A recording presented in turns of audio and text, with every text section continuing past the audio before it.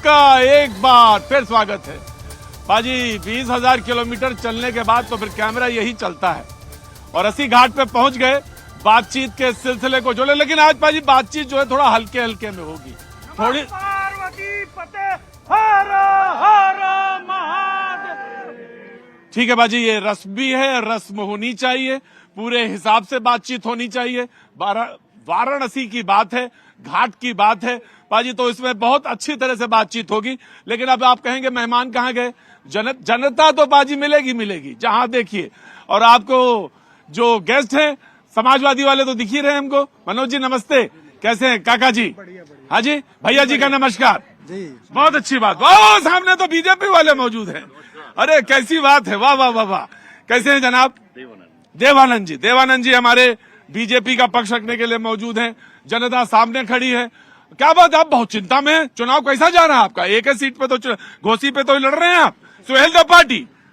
अब की बार कुल हमार 80 की 80 जीत रहे हैं। लेकिन ये इनकी पार्टी एक लड़ रही है और वो घोसी में। लेकिन बहुत अच्छा है। लेकिन आपको एक सवाल जरूर दिमाग में होगा और वो बड़ी गंभीरता के साथ कि इस बार चुनाव में खास क्या रहा, खास क्या देखा हमने। और वो बात, वो जो घुमक्कड़ लोग हैं वो भी हमारे साथ हैं, उनसे भी मिलाऊंगा। वो 4 लोग जो देश में जगह जगह घूम रहे हैं और उनके पास अपना विश्लेषण है। कुछ पत्रकार उनके पास उधर वाले भी, मतलब उधर वाले से मतलब ये है कि दूसरे संस्थान के भी हैं, खड़े हैं, मुस्कुरा रहे हैं, उनसे भी मिलाएंगे। मनोज जी हो गए। अरे भाई कांग्रेस कैसे, बड़ा वाह, क्या बात है। ये रूप धरा है या वास्तव में ऐसा ही है? वास्तविक है। रोज बाबा विश्वनाथ का भोर में 4 बजे दर्शन कर। क्या बात है। कांग्रेस के वैभव त्रिपाठी जी, बहुत अच्छी बात है, बहुत बहुत शुक्रिया। लेकिन आपके बात है पत्रकारों से मुलाकात करा दें आपकी। तो चलिए साहब, हमारे साथ ब्रजेश कुमार सिंह जी मौजूद हैं, ग्रुप एडिटर हैं कॉन्वर्जेंस नेटवर्क 18। बहुत बहुत स्वागत है आपका। अरे प्रतीक जी धन्यवाद, आपके शो में आज हमें भी ये तफरी करने का मौका मिला, वो भी 80 के इस घाट पर जहाँ पर कि हम छात्र जीवन में घूमने के लिए आया करते। ब्रजेश जी मेरी नौकरी बचा रही है कि तफरी में कह रहे हैं आप, ऐसा ना हो कि मामला ऐसा हो। लेकिन नौकरी तो कर ही रहा हूं मैं। लेकिन बातचीत, हाँ जी नमस्ते, कहाँ से आना हुआ? सर बिहार से हूँ मैं सर। बिहार से? बिहार में कहाँ से? मैं सर कैमूर से हूँ सर। कैमूर से? यही बगल में तो एक जगह चुनाव बाकी है अभी वहाँ। बहुत बड़ा फैन है सर हम आपके। अरे तो फैन वैन का छोड़िए, मुझे ये बताइए चुनाव में क्या है इस बार मामला? अब की बार 400 पार सर। अच्छा, मोदी है तो मुमकिन है। मोदी हाँ? 400 पार। आपसे बातें हम पूछेंगे आपसे। हाँ? आपकी बार 400 पार। अच्छा, वाह, पत्रकार हैं? नहीं, मैं तो आम जनता हूँ। अच्छा, आम जनता की तरह ले सकता हूँ आपसे। आपकी से बताइए क्या है?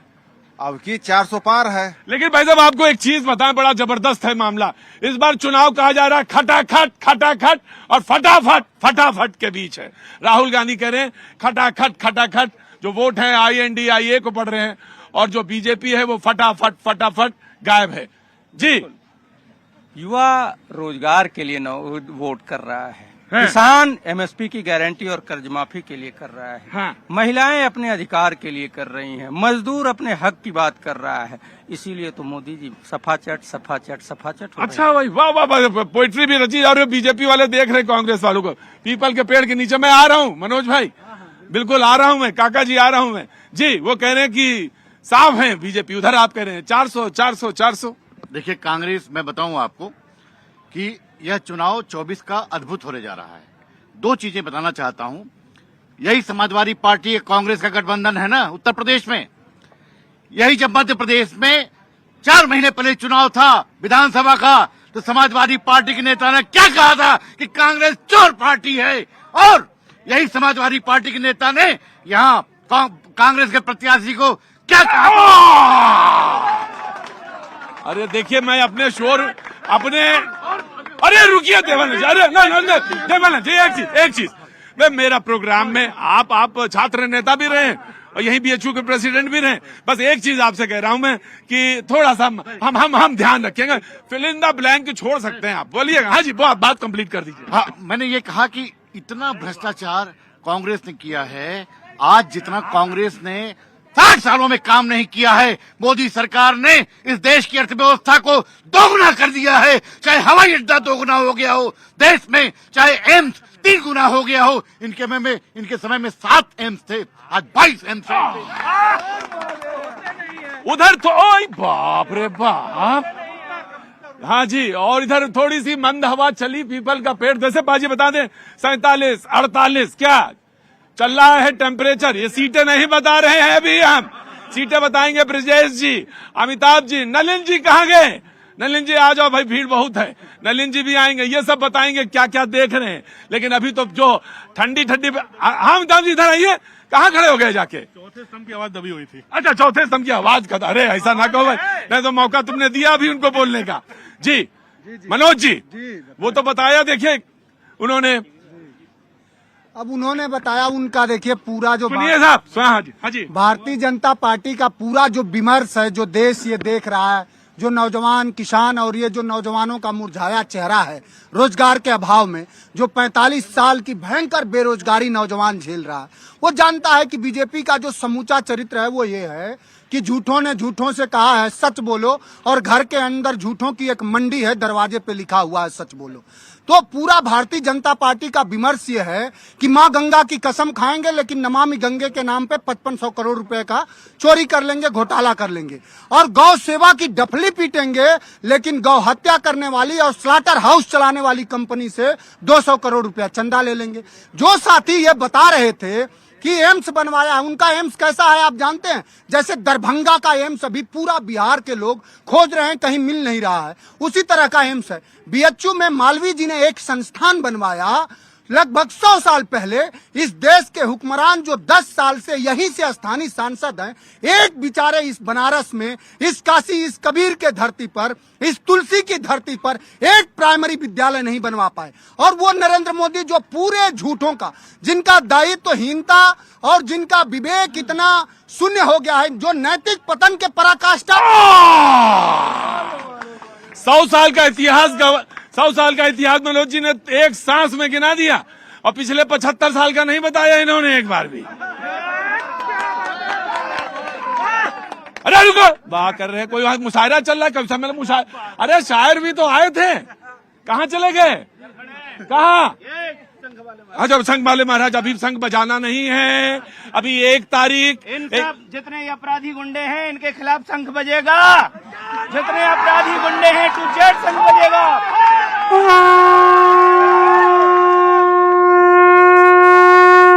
जय विश्वनाथ।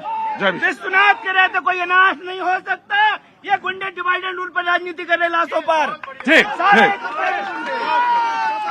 देखिए भाई, देखिए साहब, ऐसा है कि ये शंख बजा था कि आपको ज्यादा से ज्यादा वोट करना है 1 तारीख को, इसलिए शंख बजा था।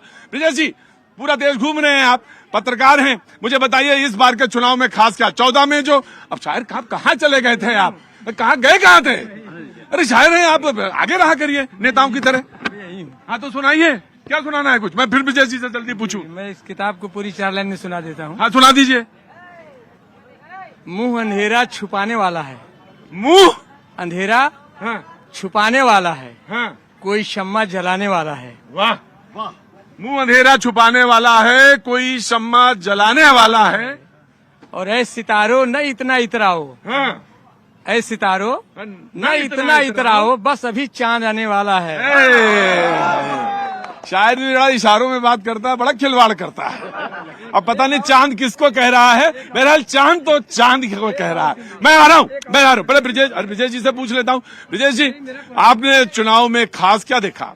देखिए, एक चीज जो पूरे देश में हम लोग जगह जगह गए, अगर चुनाव का एक सेंट्रल थीम है तो सिर्फ और सिर्फ वो प्रधानमंत्री मोदी हैं।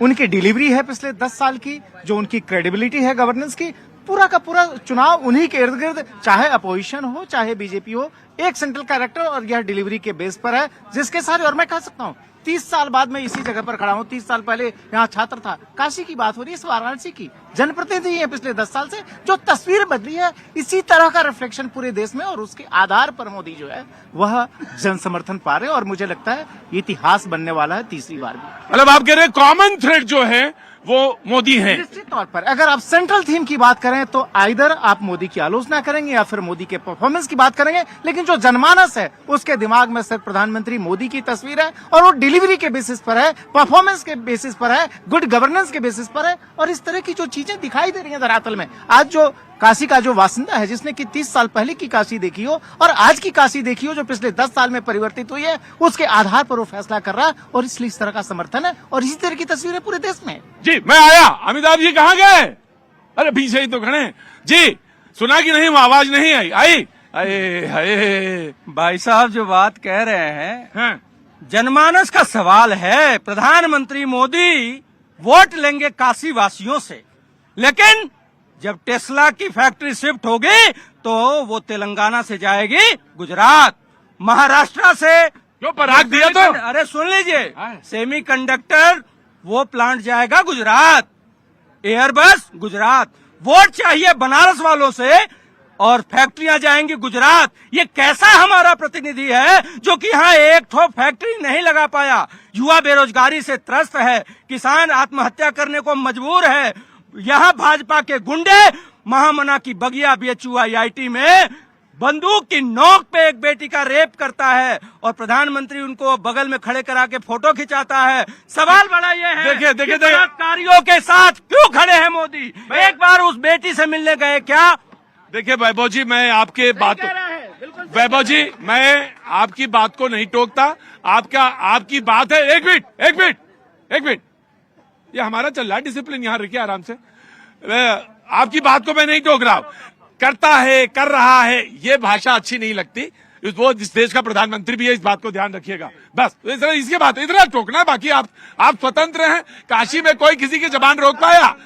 काशी में कोई किसी की जबान पकड़ पाया? मैं आया जी। Very quick response. मैं ये कहना चाहता हूं, अभी समाजवादी पार्टी के प्रवक्ता कह रहे थे, आज मैं बताना चाहता हूं, अत्याचार प्रपीड़ित ध्वज के अश्रु सिंधु के बड़वानर से टुकड़े टुकड़े हुई विभाजित बलिदानी पुरखों की थाती दुष्कर हुआ धर्म का पालन, तब स्वदेश रक्षार्थ नरेंद्र मोदी आया था। और ये समाजवादी पार्टी जो आतंकवादियों को छोड़ने का काम करती थी, संकट मोचन और कैंट में जो बम धमाके हुए आतंकवादी पकड़े गए, इनको छोड़ने का काम किया। पूरे उत्तर प्रदेश में हर जिले में इनके शासन में पैदल गुंडों की सरकार चल रही थी, ये माफियाओं की सरकार। और कांग्रेस है ये। मनोज आपका बिल्कुल चांस आपका बनता है, बिल्कुल। अमिताभ आपने घूमा और इस बार चुनाव में आपने क्या कुछ खास देखा जो आप शेयर करना चाहते हैं एज अ जर्नलिस्ट? क्योंकि काफी लंबा चुनाव आप देख चुके हैं और लगभग 5-6 पूरे हो गए, 7वां आप 1 तारीख एकदम मुहाने पे खड़े हैं। प्रतीक 6-7 राज्यों में होगा, लेकिन माइक आपसे हाथ में लेके मैं आपसे ही सवाल पूछूंगा। प्रधानमंत्री मोदी देश भर घूमे, अमित शाह देश भर घूमे, लेकिन उसके बाद लगता है तीसरा नंबर जो देश भर में घुमा है वो हमारे भैया जी है। अब भैया जी मुझे लगता है हमारे गहरे मित्र हैं, हम 3.5 महीने के बाद मिल रहे हैं। सोचिए आप कितने देशाटन पे निकले हुए थे। भैया जी आप ही बताओ ना क्या माहौल है? देशाटन में जब गुजरे हुए थे तो अपने नदी देखा, नाला देखा, खंदक देखा, पहाड़ देखा और सब कुछ देखा, चुनाव देखा। लेकिन एक ही बात है मनोज, अमिताभ, मैं ये कहना चाहूंगा कि अगली बार जो भी सरकार बने, मनोज भैया, कांग्रेस जो भी सरकार बने, वो इस पर बड़ी गंभीरता के साथ जो भी इस पर गंभीरता से विचार करे कि चुनाव जो है लंबा ना हो और चुनाव अगर एक साथ हो तो ज्यादा बेहतर है, क्योंकि अब चीजें बहुत बदल रही हैं। तो देखा आपने परफॉर्मेंस से वोट है कि नहीं इस बार? परफॉर्मेंस है ऑफकोर्स। यहाँ के डीएम की गुंडागर्दी इधर सुनो, मैं स्वयं प्रत्याशी था, मैं भारतीय जवान किसान पार्टी भाई एक मिनट फाइल लिए खड़ा रहा, तुम्हारे प्रशासन की गुंडागर्दी चलती रही, लाइन में लगे रहे हम। इतनी गुंडागर्दी है, निष्पक्षता नहीं है। तुमने चुनाव आयोग का सत्यानाश किया, अब क्यों पीठ घुमा रहे हो?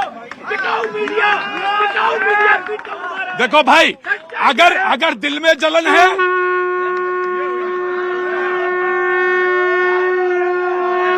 मनोज देखिए, एक बाबा ने जो काम किया है, ये देखिए असली संत ये हैं। संत जो हल्ला मचाए और मुद्दे पे मुद्दे पे शंख बजा दे। सवाल तो सुनिए। अरे मुद्दे पे जो शंख बजा दे। आपको पूरा देश और दुनिया देख रहा है। मनोज मुद्दे पे बोलिए। ये संतों की धरती है, मुद्दे पे बोल रहा हूँ। हाँ। ये संतों की ये नहीं, बहुत बढ़िया चुनाव लड़ रहे हैं। मैं मुद्दों पे बोल रहा हूँ, समाजवादी पार्टी मुद्दों। संत न छोड़ा संत ही कोटिक मिला असंग, अमलय भुजंग बेदिया शीतलता न तजन। एक संत का पर्चा जो सरकार खारिज कर दे, इस लोकतंत्र में हर एक लोकतंत्र लोगों का तंत्र है। Democracy is the people for the people by the people. एक संत का पर्चा। मैं आपसे एक सवाल कर लूं तो आपको अपनी संस्थाओं पे ही विश्वास नहीं होता? कैसे नहीं विश्वास? हम संस्था, कौन कह रहा है कि संस्थाओं पे भरोसा नहीं? देश का माननीय सर्वोच्च न्यायालय ने तमाम तरह का प्रिडिक्शन और ऑब्जर्वेशन दिया, किसको भरोसा नहीं है? कैसी बात आप कर रहे हैं? अगर कहीं अगर कोई निरस्त हुआ, भाई निरस्त हुआ है तो कोर्ट में जा सकता है। सुनिए तो हमारी बात, एक तरफा समावेशी व्यवहार रखिए भाई। अरे वाह मनोज भाई वाह। मैं ये कह रहा हूँ कि देश की संस्थाओं पे सबको भरोसा है, लेकिन जो नरेंद्र मोदी जी की सरकार, अमित शाह की सरकार, जब हमारे जैसे एक सामान्य व्यक्ति के ऊपर दिल्ली पुलिस, सीबीआई, ईडी और तमाम तरह के नोटिस आ जाए, जब संस्थाओं को आप गिरवी रख दोगे तो लोग भरोसा कैसे करेंगे? आपने कहा कि हम नमामि गंगे के नाम पे गंगा साफ करेंगे। आप साथी एक बात कर रहे हैं, आज बीओडी का लेवल नापिए जो जहरीले पानी का माप बताता है। अब देखिए बीओडी का लेवल जो पहले 5 पॉइंट समथिंग था, आज लगभग 8 पॉइंट समथिंग हो गया। वैज्ञानिक ये कहते थे कि ये हमारी माँ गंगा अब नहाने लायक नहीं रह गई है। इसका दोष किसको दिया जाए? यहीं 80 घाट पे आप जहां हैं, एसटीपी प्लांट बनना था 100 एमएलडी का। बीजेपी के लंपट प्रवक्ताओं को तो पता भी नहीं होगा कि एमएलडी क्या होता है, एसटीपी क्या होता है। एक ना बना, अभी नाला गिर रहा है। ये अभी चलिए। अरे ठीक है। अरे देखिए विपक्ष की बात सुननी। एक मिनट में आ रहा हूं। नहीं, मैं आराम से लड़ाई। अरे लड़ाई झगड़ा नहीं करते। अरे मनोज आराम से। मनोज आराम से। मनोज आराम से। मैं आपसे मनोज एक बात पूछना चाहता हूं। सवाल ये जब आपने कर लिया, मैंने माइक नहीं हटाया, लेकिन मेरी बात सुनिए। सुनने की क्षमता है, और हम लोग वो सरकार और वो पार्टी नहीं है कि पत्रकारों को जेल भिजवाएंगे। आप 1000 सवाल करो, आपकी सवाल का सुनो तो मनोज सुनो तो। आप करो ना, अब मनोज सुनो तो। आप सवाल करिए कि आपने गंगा के बारे में, अरे गंगा साफ हुई कि नहीं? ज्यादा बोलने से पंडित नहीं हो जाता कोई।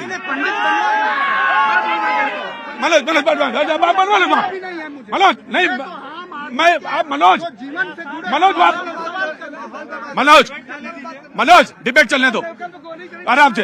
मनोज आपने गंगा पे तो सवाल उठा दिया, उसी गंगा में प्रियंका गांधी डुबकी भी लगाती हैं और आचमन भी करती हैं।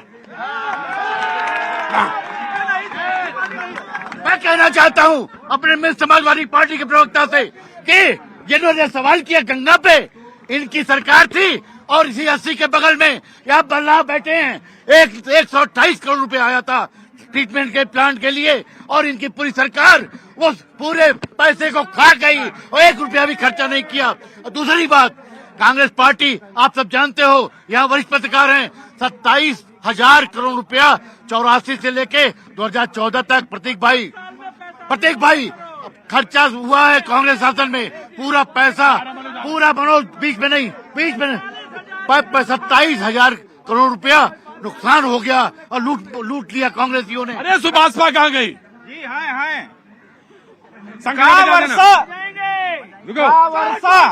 का वर्षा जब कृषि सुखाने, जब 4-4, 5-5 बार सरकारें हुआ करती थी इन लोगों की, तो इनके आज ये प्रधानमंत्री पे कटाक्ष कर रहे हैं, यशस्वी प्रधानमंत्री।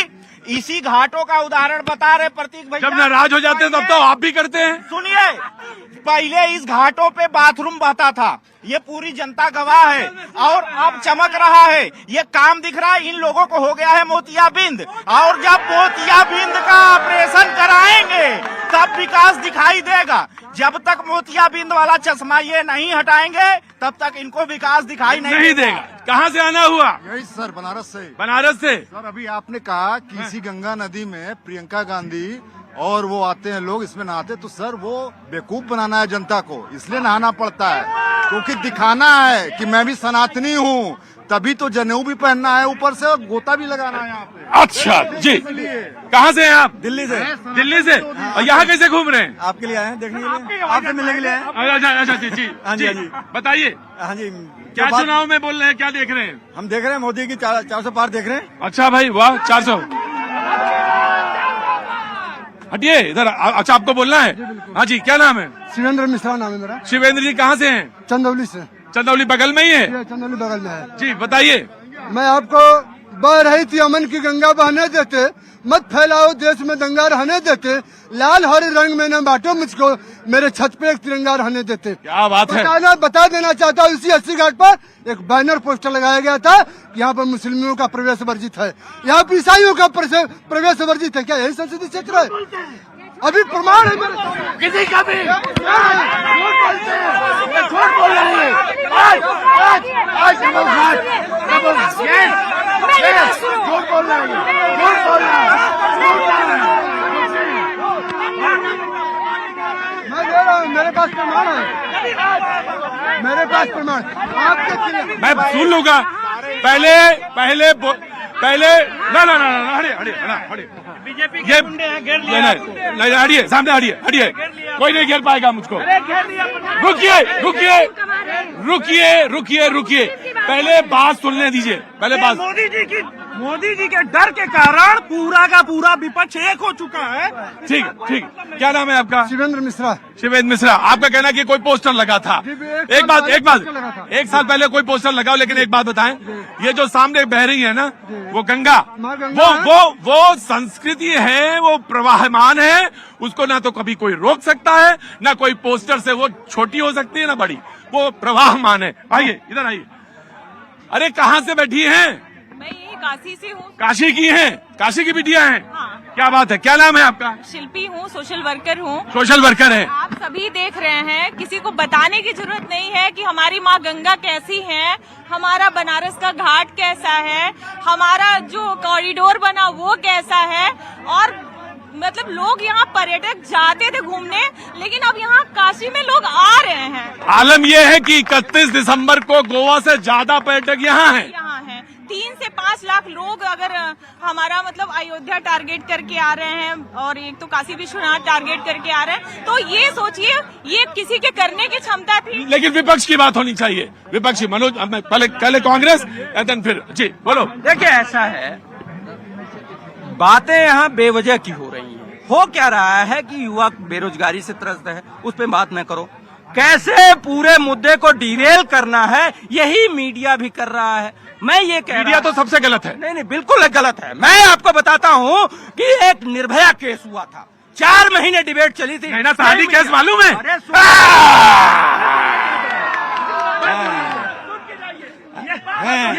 दूध के सुनो, कुर्ता पहन लेने से कोई सफेद नहीं हो जाता है। बात सुनिए, देने से मुद्दा डिरेल नहीं होने देंगे। जितना मीडिया जिता रहा है भाजपा को, जनता का विश्वास होता जा रहा है, और जनता एकजुट हो रही है जिताने को इंडिया को, क्योंकि रोजगार चाहिए, राशन नहीं रोजगार चाहिए, यही नारा लगा प्रधानमंत्री मोदी के रोड शो में। लेकिन क्या मुद्दा 10 साल के 20 करोड़ रोजगार का? एक सवाल आपने भाजपा के प्रत्याशी से पूछा, भाजपा के नेता से पूछा? किसानों की आज दोगुनी करने के वादा करके आए थे, आपने पूछा क्या प्रधानमंत्री से या भाजपा के? आपकी आंखें हैं क्या, कान हैं? जी बोलो मनोज। हाँ तो नहीं है तो कर रहे हैं ना मनोज। देखिए, बहुत सारे सवाल हैं। भारतीय जनता पार्टी का मैंने समूचा चरित्र बताया आपको। ये वही भारतीय जनता पार्टी है, ये वही नरेंद्र मोदी जी हैं जो देश, इस मुल्क के प्रधानमंत्री हैं। किसी भी तरह के वैभव विलास को, जो उनका 8.5 करोड़ रुपया वाला जेट है, वो उसी दृष्टिकोण से पूरे भारत के गरीबों किसानों को भी देखते हैं। लेकिन दुर्भाग्य से जब आपने देखा होगा कि कोविशील्ड के से जब यूके में ये फैसला आया कि उसमें जहरीला है और उससे लोगों की जान जा रही है, तो पहले सर्टिफिकेट पर अपना फोटो छपवा के श्रेय लेने वाले नरेंद्र मोदी ने अपना फोटो वापस ले लिए। इसी बनारस में अभी विगत 30 तारीख को एक 30 साल के नौजवान की जान गई है। पूरा देश ये जानना चाह रहा है कि सबके शरीरों में जहर ठोंकवाने वाले नरेंद्र मोदी और आधार पूना वाले से चंदा लेने वाले नरेंद्र मोदी और भारतीय जनता पार्टी अब जो लोगों की अचानक मौतें हो रही हैं, क्या उसकी जिम्मेदारी इसी जहाज की वजह से आप सुरक्षित हैं, इसी वैक्सीन की वजह से लोग सुरक्षित। ठीक है यही सपा है, यही सपा देखिए, है। ठीक है। फ्लूइड लगा के युवाओं का भविष्य खराब की। और इनके मुखिया कहते थे कि लड़कों से गलतियां हो जाती हैं। और मैं बताना चाहता हूँ, यही समाजवादी पार्टी की सरकार थी पश्चिमी उत्तर प्रदेश में, मुस्लिम मोहल्लों में, उनके क्षेत्रों में, गांव में हिंदू वहाँ पे तख्ती लगा के मकान बेच रहा था, और ये वहाँ बहनों की, लड़कियों की के बारण होते थे, बलात्कार होते थे, और इनके नेताजी कहा करते थे इनके सपा के बलात्कारियों को बचाने के लिए कि गलती हो जाती थी। जी, मैं आया, आइए, मैं रुको यार, इधर आइए ब्रिजेश जी, नैरेटिव्स चुनाव में चलते हैं। एक नैरेटिव चलना है कि वैक्सीनेशन वाला।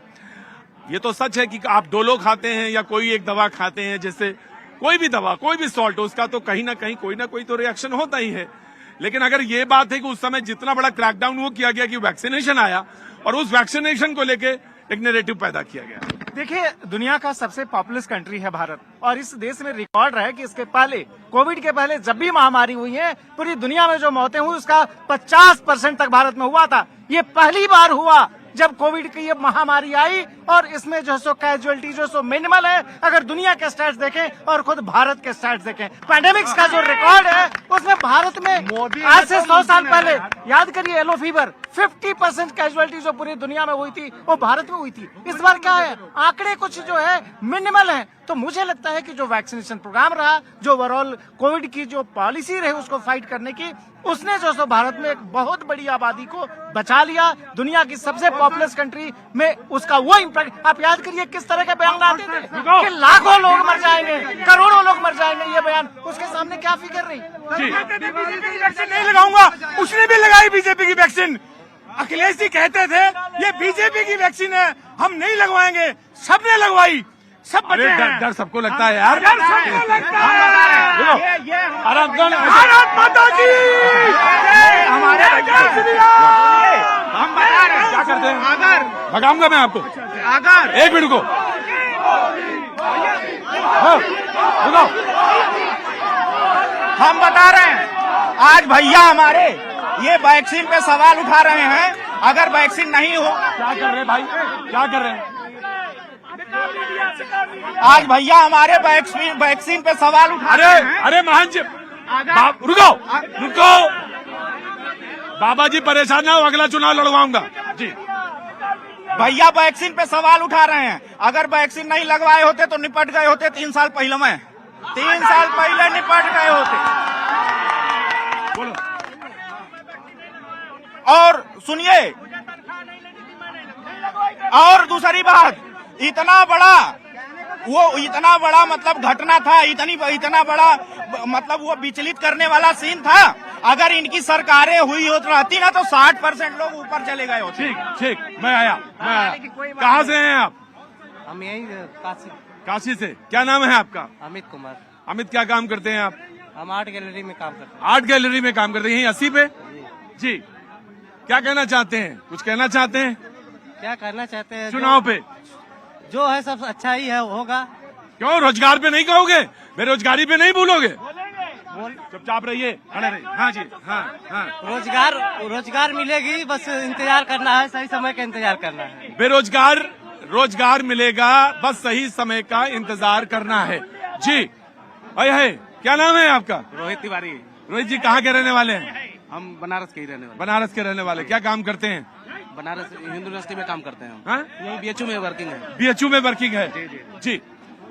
बोलिए। हम बस केवल ये कहना चाहते हैं, मोदी जी जो भी कर रहे हैं ठीक है, सब कुछ ठीक है, लेकिन रोजगार की बात करिए। जो युवा हैं उनके लिए कुछ ना कुछ तो रोजगार दीजिए।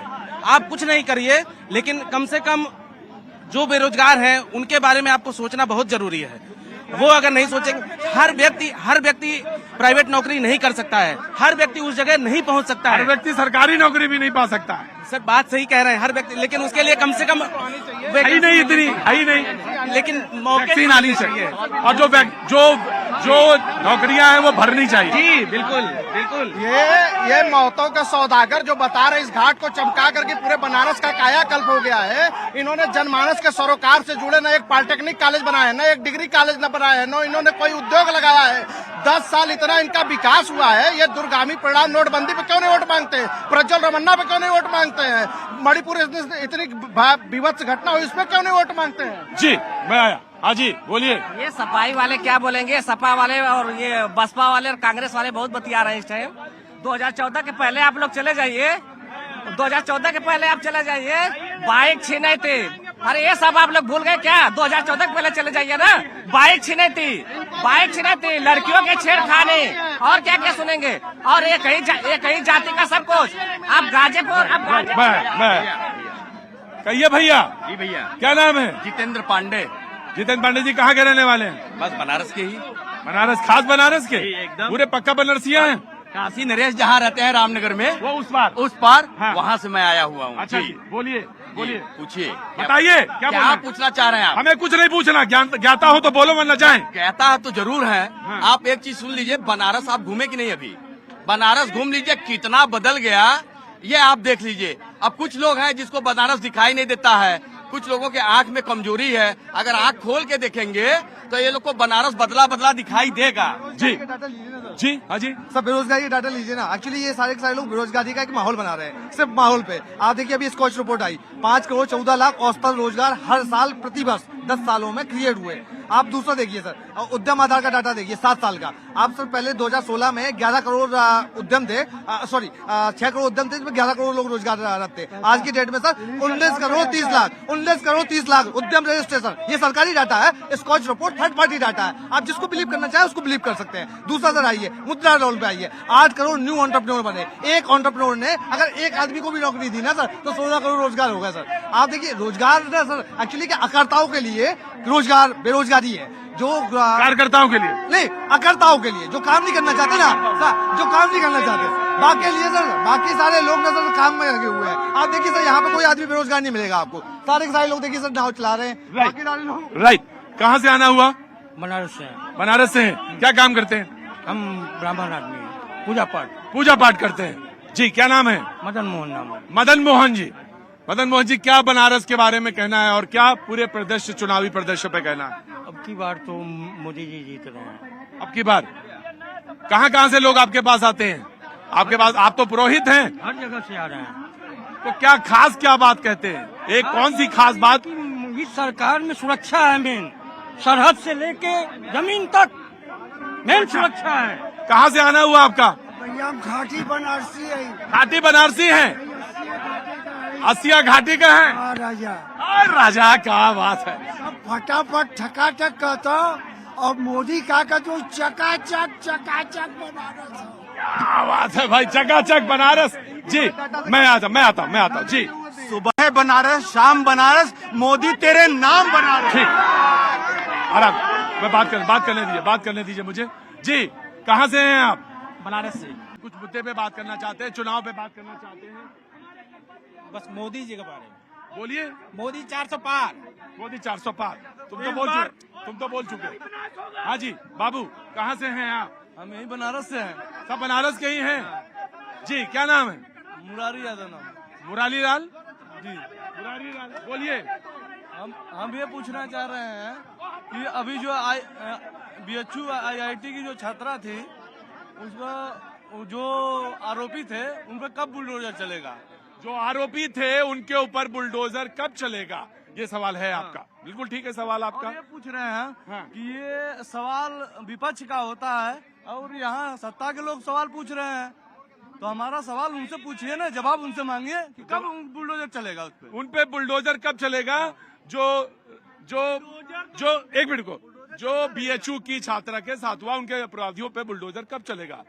नमस्ते। वासुदेव ओबेरॉय यही रहते हैं? बिल्कुल यही बनारस। खाटी बनारसी। अच्छा, तो आप तो वैसे मुझे पूछना नहीं चाहिए था, क्योंकि फ्रेम में तो आप आके खड़े ही हो गए थे, तो मुझे पता ही था कि आप खाटी बनारसी हैं। कुछ कहना? क्या कुर्ता तो बड़ा चकाचक पहने हैं। अरे आज एकदम बढ़िया फर्स्ट क्लास है, आपकी तारीफ सुनने के लिए पहना है। अच्छा वाह क्या बात है, बनारस वाले को पता नहीं चलता कुछ। हाँ बोलिए, बताइए क्या कहना है। बस खगड़िया में आपका जो देखा था ना, हमने खगड़िया में जब आप गए थे, हाँ वहाँ पर नदी के किनारे जिन लोगों की तकलीफ देखी थी, उसमें एक छोटी सी कविता लिखी है आपने। क्या बात है, वाह सुनाइए। बस वही निकाल रहे अरे थे। जल्दी निकालिए, मैं तब तक मनोज जी से कुछ पूछ लेता हूँ। जी मनोज जी। देखिए एक नौजवान ने कितना बुनियादी सवाल पूछा। देखिए भारतीय जनता पार्टी का ये इतनी विवेक शून्यता हो गई है और इतना संवेदना के शून्य पर ये पहुंच गए हैं कि कोई सवाल पूछेंगे। यही इसी बीएचयू में जहां से देश के प्रधानमंत्री जी 2 बार सांसद हुए और सबसे प्रतिष्ठित संस्थान है बीएचयू, वहां एक बेटी के साथ भारतीय जनता पार्टी के 3 दरिंदों ने उसको नोचा बैठाए रखा। किस किस पीड़ा को वो सही बेटी, और उन दरिंदों को बचाने के लिए बीजेपी ने 1 महीना उनसे मध्य प्रदेश में प्रचार कराते रही। उन दरिंदों के साथ नरेंद्र मोदी की तस्वीर है, अमित शाह की तस्वीर है, योगी आदित्यनाथ की तस्वीर है। उन दरिंदों पर आज तक कोई कार्रवाई नहीं हुई। उनका घर गिराने के लिए अब इनके बुलडोजर में तेल नहीं है। बुलडोजर जी जनाब, वही कहना चाहता हूँ, अभी सवाल उठाया है। जितने भी कहीं भी इस तरह की घटना हुई है, भारतीय जनता पार्टी की सरकार ने कठोर कार्रवाई की है। और इनकी सरकार में और इनके कांग्रेस की राष्ट्रीय प्रवक्ता छत्तीसगढ़ में उसके साथ कांग्रेस के राष्ट्रीय नेता छेड़खानी करते हैं और छोड़ के भारतीय जनता पार्टी ज्वाइन करती है। और आप जानते हैं कांग्रेस के शासन में इनके नेता लड़कियों को, बहनों को तंदूर में चला देते थे। सुशील शर्मा जनाब पूछा जी, जी कविता आ गई है। बहती नदी में जब किनारे कटने लगे और स्कूल जो मुहाने पर है, कटाव बढ़ रहा हो गांव गांव में, शहर शहर में।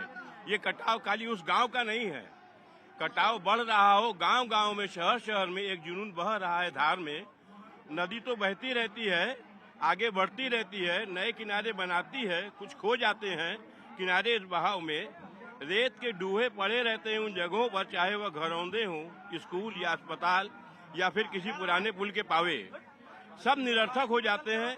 नदी जब रास्ते बदलती है, गांव के डीह, चौरे और चौपाले सब बहाव में बह जाते हैं। हाँ, रोक लेती हैं कुछ शिलाएं जो बेबसी की ढलान पर खड़ी रहती हैं, वोट को अधिकार मानती हैं।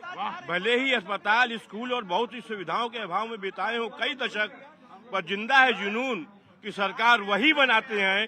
यही मर्म है इस महापर्व का, अडिग शिला की तरह पसरा हुआ देश भर। यह लोकतंत्र का महापर्व। क्या बात है उपराज जी, बहुत अच्छा। खगड़िया के उस गांव को, दर्द को आपने पहले देखा। हाँ, और उसके देखा। हाँ, और वो बहुत महसूस किया। उन लोगों की जो गर्भवती महिलाएं नाव पे प्रजनन कर देती हैं, नाव पे बच्चे हो जाते हैं, रास्ते में आदमी मर जाता है। और जी मैंने देखा, आपने उस दर्द को यहाँ पे लिपिबद्ध किया, उकेरा। बहुत बहुत बहुत बहुत आपको शुभकामनाएं। लेकिन वो खगड़िया, पहले तो पहले नीचे मैं आता हूँ। पहले तो आपको बहुत शुभकामनाएं कि खगड़िया के दर्द को आपने यहाँ वाराणसी के इस 80 के घाट पे बताया। बहुत बहुत शुभकामनाएं आपको। आप चुपचाप खड़े रहिए, लो चुपचाप खड़े रहिए। जी नमस्ते, कहाँ से आना हुआ? यही बनारस से। बनारस से। क्या नाम है आपका? किरण जायसवाल। किरण जायसवाल। किरण जी क्या काम करती हैं आप? हम हाउस वाइफ। House wife. दुनिया का सबसे कीमती काम यही है। आगे आइए फिर। और आज तो मौका है सामने, कैमरे के सामने आपको देखने के लिए तुरंत टीवी पर देखे, तुरंत हम आए। बहुत बहुत शुभकामनाएं जी, बहुत मंगल कामनाएं। 1 मिनट रुकिए ओबेरॉय जी, अब बात दूसरे को भी तो कर लेना जी। कविता लिखी भी जा सकती है, कविता जो है तुरंत कही भी जा सकती है। जी जी आ रही है, ज्योति जी भी आ रही है। कुछ कहना है आपको? हमको कहना है कि हम कट्टर बीजेपी है और हम बीजेपी को जिताना चाहते हैं। आधी रोटी खाएंगे और मोदी को जिताएंगे। आधी रोटी खाएंगे। अच्छा एक बात बताइए, 1 मिनट रुकिए। ऐसा क्या कारण है, ऐसा कौन सा काम है 10 सालों में जो ये आपको कहता है कि मोदी जी को ही जिताएंगे चाहे आधी रोटी खाएंगे? ऐसा कौन सा एक काम? पहले तो ये कहना है कि हम जो कुछ भगवान के लिए, हमको लग रहा है कि भगवान ही अवतार लिए, चौथा अवतार लिए है। ये नारायण ही चौथा अवतार लिए। मोदी जी अवतार लिए। हाँ, मोदी योगी दोनों लोग। मोदी योगी जी अवतार लिए हैं। हाँ उतार लिए हैं। मोदी जी और योगी जी अवतार लिए हैं। जी जी, मैं आ रहा हूँ, अब आप चुपचाप खड़े रहेंगे। जी जी, मैं प्रतीक जी, हाँ जी, प्रतीक जी, मैं ये कहना चाहता हूँ आपसे, समाजवादी पार्टी कांग्रेस के लोगों ने इन दिनों देश की यह स्थिति करती तुष्टीकरण की राजनीति करके कि आज ये दलितों पिछड़ों का जो आरक्षण है मुसलमानों को देना चाहते हैं, इनके मैनिफेस्टो में है। ये राम मंदिर नहीं चाहते, ये पाकिस्तान की आलोचना नहीं करना चाहते। इन्होंने जम्मू कश्मीर में आतंकवाद को बढ़ावा दिया। आज एक मिनट, जम्मू कश्मीर की हालत देख रहे हैं, जहाँ 15% वोट पड़ता था 55% वोट पड़ रहा है। आतंकवादी मारे जा रहे हैं, गुंडे बदमाश। आज उत्तर प्रदेश में कानून व्यवस्था का राज है, कोई भी एक माफिया पूरे उत्तर प्रदेश में नहीं बचा है। दूसरा मैं कहना चाहता हूँ कि आज प्रतीक जी गंभीर सवाल है, यह चुनाव बहुत गंभीर है भारत का 2024 का। आज इस चुनाव में ये इंडी गठबंधन ही नहीं, पाकिस्तान चाइना भी आज लगे हुए हैं कि विजय जी एक सवाल कि लोगों ने कहा कि हिंदू मुसलमान इस चुनाव में सबसे ज्यादा आया, बार बार आया। देखिए, हिंदू मुसलमान की जो बात उठ पड़ी है उसका कारण ये है कि Narendra Modi as prime minister inconvenient truth को कहने से नहीं हिचकते। उन्होंने देखिए इशारा क्या किया, जो कांग्रेस का जो मैनिफेस्टो था या जो लेफ्ट का जो मैनिफेस्टो था जिसमें कि रिलीजियस बेसिस पर रिजर्वेशन देने की बात की गई थी। जाहिर आपको ध्यान होगा जब कॉन्स्टिट्यूएंट असेंबली बैठी थी, जब संविधान सभा बैठी थी, धार्मिक आधार पर आरक्षण पर बाकायदा डिबेट हुई थी और पूरी असेंबली ने डिबेट करके कहा था कि धार्मिक आधार पर आरक्षण नहीं दिया जा सकता, उसका आधार सिर्फ सामाजिक और आर्थिक हो सकता है। जाहिर है ये चीजें जो है, अगर मान लीजिए एक वर्ग को आप इस आधार पर देने की कोशिश को आप अपना वोट बैंक मानते हैं, या ऐसी चीजें जो कि खुलकर कोई बोलता नहीं था। आप ध्यान रखें कि नरेंद्र मोदी भी हिंदू मुसलमान, अगर उनका रिकॉर्ड देखें, खासतौर पर जब से वो गवर्नेंस में है 2001 से, कभी उन्होंने बहुत खुलकर नहीं किया। लेकिन उनका ये कहना है कि ये फंडामेंटल क्वेश्चन है, देश की जो राजनीति ही नहीं, संविधान का जो बेसिक स्ट्रक्चर है उसका ये वायलेशन है और ये कहना पड़ेगा। इसलिए चूंकि उन्होंने खुलकर कहा, इसलिए ये बात हो रही है कि हिंदू मुसलमान। मैं आज आपको शाम को जब आप वाराणसी के घाट पर मौजूद हो तो दृश्य दिखाना चाहिए, पूरा दृश्य दिखाना चाहिए। और मैं आपको सामने दृश्य भी दिखाना चाहता हूं। तमाम सारे चैनल्स, तमाम सारे दर्शक, तमाम सारे घाट पर वो पर्यटक, श्रद्धालु, पर्यटक शब्द ना कह के श्रद्धालु, श्रद्धा से जुड़े हुए लोग, तमाम सारे लोग जो आज एक घाट की, जिसे कहते हैं ना घाट की संस्कृति, वो जीता हुआ वाराणसी आप सामने उस दृश्यों को दे रहे हैं।